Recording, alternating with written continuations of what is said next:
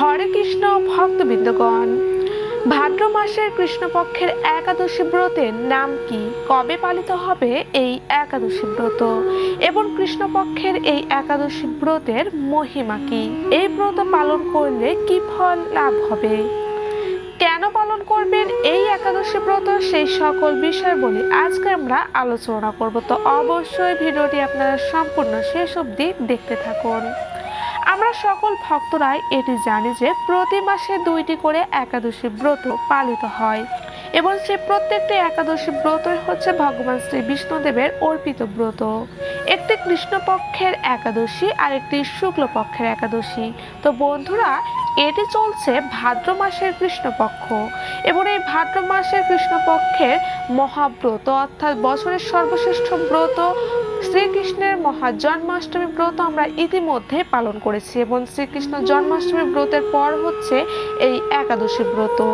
তো ভক্তবৃন্দগণ, এবার আমরা জেনে নেব এই ভাদ্র মাসের কৃষ্ণপক্ষের একাদশী ব্রত কবে পালিত হবে এবং এই মহান একাদশী ব্রতের নাম কি, এখন সেটাই আমরা জেনে নেব। তো ভক্তবৃন্দগণ, ভাদ্র মাসের কৃষ্ণপক্ষের একাদশী হলো অন্নদা একাদশী। হ্যাঁ, এই অন্নদা একাদশী তিথি সর্বপাপ বিনাশিনী এবং সর্ব শুভদায়ক। যিনি শ্রীহরির অর্চনে নিষ্ঠা সহকারে এই ব্রত পালন করেন তিনি সর্বপাপ মুক্ত হন এবং তিনি শ্রীহরির অর্চনে ভক্তি লাভ করে অবশেষে দিব্যধাম গ্রহণ করেন। বন্ধুরা, অন্নদা একাদশী ব্রত পালনে বহু বছরের দুঃখ ভোগের অবসান হয়। তো ভক্তগণ, ভাদ্র কৃষ্ণপক্ষের একাদশী অন্নদা একাদশী ব্রত পালিত হবে আগামীকাল 19 আগস্ট মঙ্গলবার 2025 সালের। অন্নদা একাদশী ব্রত 19 আগস্ট মঙ্গলবার সারা বিশ্ব জুড়ে পালিত হবে।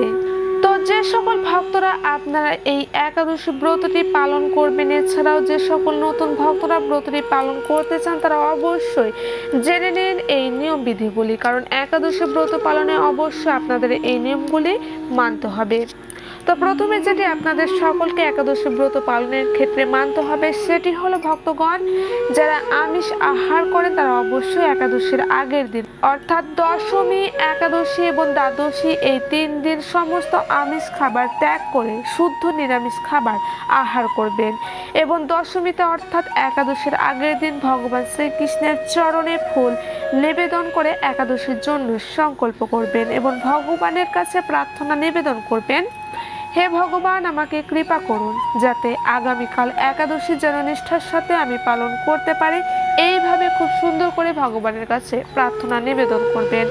আর অবশ্যই ভক্তবৃন্দগণ, দশমীতে রাত্রি 11টার মধ্যে আপনারা খাবার গ্রহণ কাজ অবশ্যই সুসম্পন্ন করে নেবেন, সাথে দন্ত মাজন করে রাতে ঘুমাবেন। পরদিন অর্থাৎ একাদশী তিথিতে সম্পূর্ণ দিন পালিত হবে অন্নদা একাদশী ব্রত 19 আগস্ট মঙ্গলবার। একাদশী ভক্তগণ মনে রাখবেন, একাদশীর দিন ভোরে অর্থাৎ ব্রহ্ম মুহূর্তে শয্যা ত্যাগ করে স্নান সেরে শুচি শুদ্ধ হয়ে শ্রীহরির মঙ্গল আরতি করবেন ও পূজা করবেন।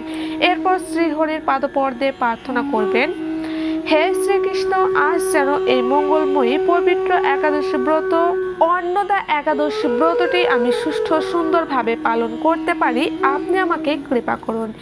এইভাবে ভগবানের কাছে প্রার্থনা করে ভগবানের সম্মুখে সংকল্প মন্ত্র পাঠ করে এই অন্নদা ব্রতের সংকল্প নেবেন। এক্ষেত্রে ভক্তগণ মঙ্গলবার ভোরে সংকল্প মন্ত্রটি আপনাদের পাঠ করতে হবে। সংকল্প মন্ত্রটি হচ্ছে, একাদশম নিরাহার স্থিতা অহম অপরাহণি ভক্ষামি পুণ্ডরিকাক্ষ স্বর্ণমে ভবাচ্যুত।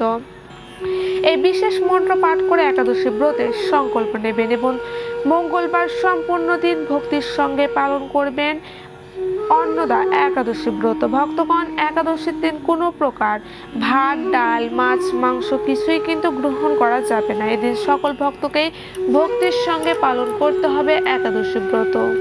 ভক্তগণ, আপনারা এই অন্নদা একাদশী ব্রতটি নির্জলাভাবে পালন করতে পারেন।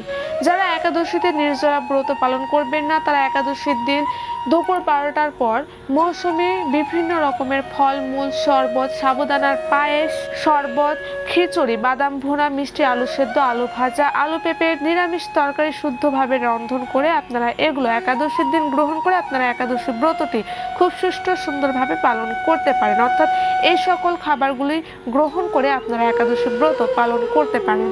তবে ভক্তগণ ভুলেও কিন্তু দাঁতে কাটবেন না। এই দিন অন্ন ভাত খাবার বা কোনো আমিষযুক্ত খাবার এই দিন একাদশীতে ভুলেও গ্রহণ করা যাবে না একাদশী ব্রত পালন করে। এছাড়া ভক্তবৃন্দগণ মঙ্গলবার আপনারা সকলে ভক্তিময় কাজগুলি বেশি বেশি করে করবেন। গীতা পাঠ করা, অন্য ভক্তদের শ্রীমুখ হতে গীতা পাঠ শ্রবণ করা, আর অবশ্যই একাদশীতে তুলসী গাছে জল দেওয়া, তুলসী গাছের সেবা পূজা অবশ্যই করবেন। অন্য ভক্তদের সঙ্গে ভালো আচরণ করবেন। সবার সঙ্গে এই দিন ভালো আচরণ করতে হবে এবং অবশ্যই একাদশীতে ভক্তির সঙ্গে গরিব দুঃখস্থ ব্যক্তিদের কিছু দান করা উচিত। এই দিন যতটা সম্ভব নিজেকে সংযত রাখবেন। কারোর সঙ্গে ঝগড়া ঝামেলা করবেন না। মুখ দিয়ে কটু কথা বলা, অন্যকে নিয়ে সমালোচনা করা, এই সমস্ত সম্পূর্ণভাবে নিজেকে এই দিন এই সকল কাজগুলি থেকে নিজেকে বিরত রাখবেন।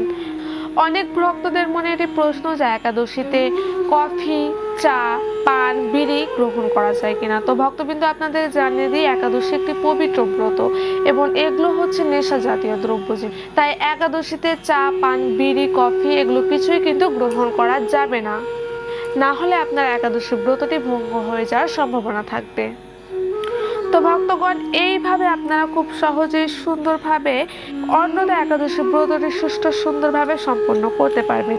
এবার সর্বশেষ আমরা জেনে নেব এই অন্নদা একাদশী ব্রত পালনের কি ফল আমরা প্রাপ্ত হব এবং কেন এই ব্রত সকলকে পালন করা আবশ্যক। অর্থাৎ এই একাদশীর মাহাত্ম্য কথায় কি বলা হয়েছে এই ব্রত সম্পর্কে এবার আমরা তা শ্রবণ করে নেব। আপনারা ভক্তির সঙ্গে তা শ্রবণ করুন। এই ভদ্রাবতী কৃষ্ণপক্ষিয়া অন্নদা একাদশীর মাহাত্ম্য ব্রহ্ম বৈবর্ত পুরাণে বর্ণনা করা হয়েছে।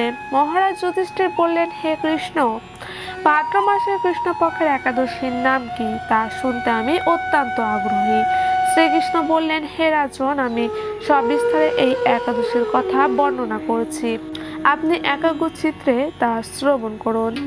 ভাদ্রের কৃষ্ণপক্ষে একাদশীকে বলা হয় অন্নদা। এই তিথি সর্বপাপ বিনাশিনী। যিনি শ্রীহরির অর্চনে এই ব্রত পালন করেন তিনি সর্বপাপ মুক্ত হন। এমনকি এই ব্রতের নাম শ্রবণে রাশি রাশি পাপ বিদূরিত হয়ে যায়। এই ব্রত প্রসঙ্গে একটি পৌরাণিক ইতিহাস রয়েছে। প্রাচীনকালে হরিশ্চন্দ্র নামে এক নিষ্ঠাপরায়ণ সত্যবাদী চক্রবর্তী রাজা ছিলেন। পূর্ব কর্মফল ও প্রতিজ্ঞার সত্যতা রক্ষায় তিনি রাজ্যভ্রষ্ট হন। অবস্থা এমন হলো যে তিনি নিজের স্ত্রী, পুত্র এবং অবশেষে নিজেকেও পর্যন্ত বিক্রি করতে বাধ্য হলেন। হে রাজেন্দ্র, এই পুণ্যবান রাজা চাণ্ডালের দাসত্ব স্বীকার করেও সত্য রক্ষাতে দৃঢ়নিষ্ঠা প্রদর্শন করেছিলেন। তিনি শ্মশানে মৃত ব্যক্তির বস্ত্র কররূপে গ্রহণ করতেন। এইভাবে তার বহু বছর কেটে গেল। দুঃখ সাগরে নিমজ্জিত হয়ে কি করি, কোথায় যাই, কিভাবে এই দুর্দশা থেকে উদ্ধার পাই, এই চিন্তায় তিনি দিনরাত্রি বিভোর হলেন। এমন সময় দ্রৈবক্রমে বড় দুঃখিনী গৌতম ঋষি রাজার কাছে এলেন। রাজা মুনিকে দর্শন করে ভক্তি ভরে প্রণাম করলেন। করজোড়ে তার সামনে দাঁড়িয়ে একে একে নিজের সমস্ত কথা জানালেন। রাজার দুঃখের কথা শুনে মুনিবর বিস্ময়াপন্ন হলেন। অত্যন্ত ব্যথিত হয়ে তিনি বললেন, হে রাজন, ভাদ্র মাসে কৃষ্ণপক্ষের একাদশী অন্নদা নামে জগতে প্রসিদ্ধ। আপনি এই ব্রত পালন করুন। এই ব্রত প্রভাবে আপনার সমস্ত পাপের বিনাশ হবে। আপনার ভাগ্যবশত আগামী 7 দিন পরেই এই তিথির আবির্ভাব হবে। ওই দিন উপবাস থেকে রাত্রি জাগরণ করবেন। এইভাবে ব্রত উদযাপনে আপনার সমস্ত পাপ ক্ষয় হবে। হে রাজন, আপনার পুণ্য প্রভাবে আমি এখানে এসেছি জানবেন। একথা বলে গৌতম মুনি অন্তর্হিত হলেন। ঋষিবরের উপদেশ মতো তিনি শ্রদ্ধা সহকারে এই ব্রত পালন করলেন। তার ফলে তার সমস্ত পাপ দূর হলো। হে মহারাজ, এই ব্রতের প্রভাব শ্রবণ করুন। যথাবিধি এই ব্রত পালনে বহু বছরের দুঃখ ভোগের অবসান হয়। ব্রতের প্রভাবে রাজা হরিশ্চন্দ্রের সকল দুঃখ সমাপ্ত হলো। পুনরায় তিনি স্ত্রীকে ফিরে পেলেন এবং তার মৃত পুত্র জীবিত হলো। আকাশ থেকে দেবগণ দুন্দুভি বাদ্য ও পুষ্প বর্ষণ করতে লাগলেন। নিষ্কণ্টক রাজ্য সুখ ভোগ করে অবশেষে আত্মীয় স্বজন ও নগরবাসী সহ স্বর্গে গমন করলেন। যে মানুষ নিষ্ঠা সহকারে এই ব্রত পালন করেন তিনি শ্রীহরির চরণে ভক্তি লাভ করে অবশেষে দিব্যধামে গমন করেন। এই ব্রতের মাহাত্ম্য পাঠ ও শ্রবণে অষ্টমের যজ্ঞের ফল লাভ হয়। হরে কৃষ্ণ কৃষ্ণ কৃষ্ণ হরে হরে, হরে রাম রাম রাম হরে হরে।